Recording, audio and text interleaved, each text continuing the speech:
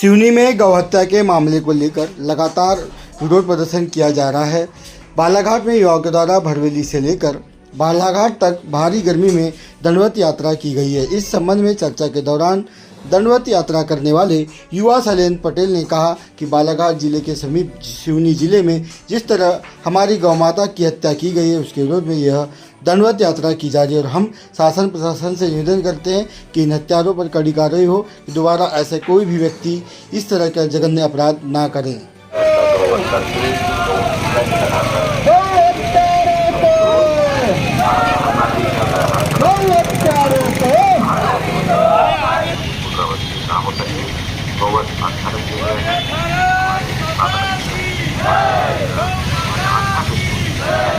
आघात पूरे देश में हिंदू जाग चुका है मित्रों। ऐसी घटना वह घटना जो चल ही रहे हैं बाइक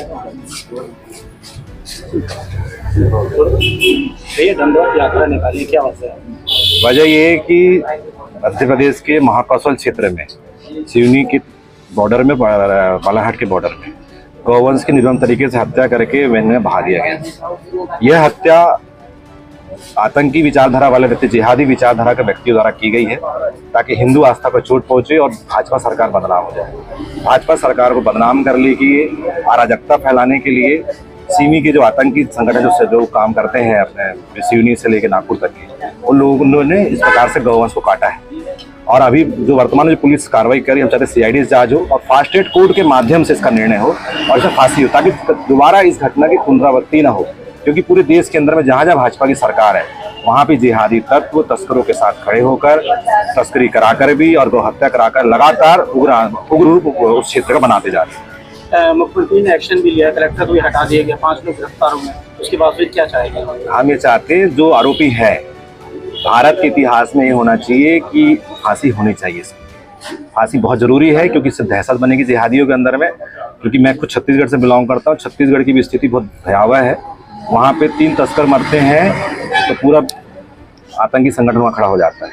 तो वैसी स्थिति दोबारा दूसरे प्रदेश में न बने, इसलिए मुख्यमंत्री धन्यवाद उन्हें किया। पर एक चीज़ हम आग्रह ही कर रहे हैं कि इसमें फास्ट ट्रैक कोर्ट में केस चलाकर इससे फांसी हो। इस भीषण गर्मी में आपको कितने किलोमीटर का सफर? ये लगभग 9-10 किलोमीटर का सफर है। 9-10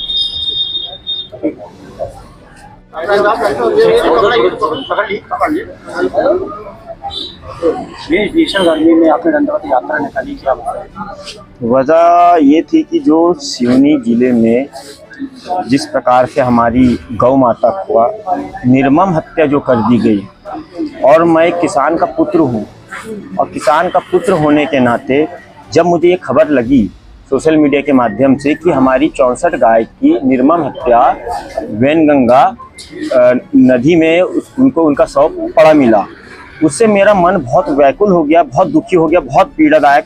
मैं अपने मन में सोचा कि मैं खुद किसान का पुत्र हूँ, मेरे घर में खुद गौ माता की मैं खुद पूजा अर्चना करता हूँ।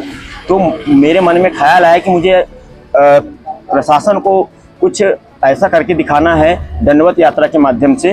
तो कम से कम अपने हिंदू सनातन धर्म में भी कम से कम कुछ युवा साथी लोगों को प्रेरणा मिले, इसलिए मैंने दंडवत यात्रा किया। और दंडवत यात्रा करने का मुख्य उद्देश्य ये है कि हमारी जो गौ माता है उसकी सुरक्षा के लिए उसको राजमाता, राष्ट्रीय माता का दर्जा उसको मिलना चाहिए।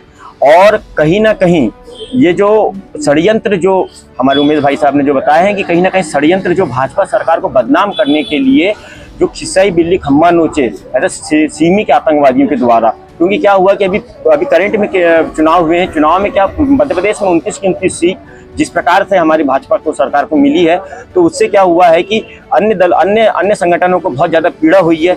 उस चक्कर में मोहन यादव जी खुद ही यदुवंशी है और उन्हें बदनाम करने के प्रयास से, छवि खराब करने के प्रयास से जिस प्रकार से 64 गाय की जो हत्या की गई है, ये बहुत निंदनीय और बहुत दुखदायक खबर है हमारे हिंदू समाज के लिए।